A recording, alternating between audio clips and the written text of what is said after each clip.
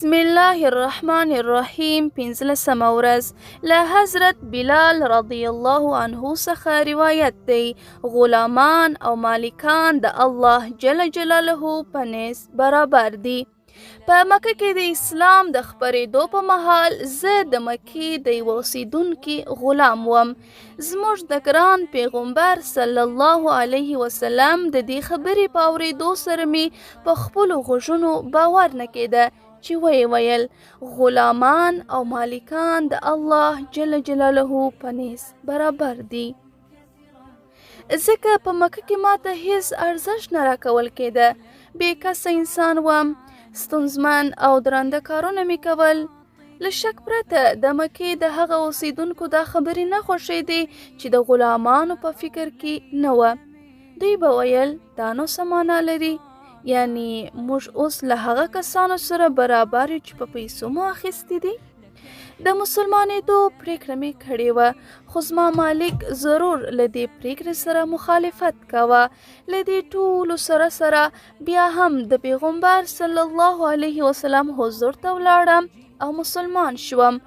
وروسته هر څه داسې شول چې څه ډول ما ګمان کوه. زما مالک زه سخت وهلم او ډبولم. زه به یې په ګرمو ریګونو سملولم او په خېټه به یې لویې ډبرې را ایښودلې. یوازینۍ غوښتنه یې زما بیا ځلې بت پرسته کېدل وه، خو زما پریکړه وروستۍ وه.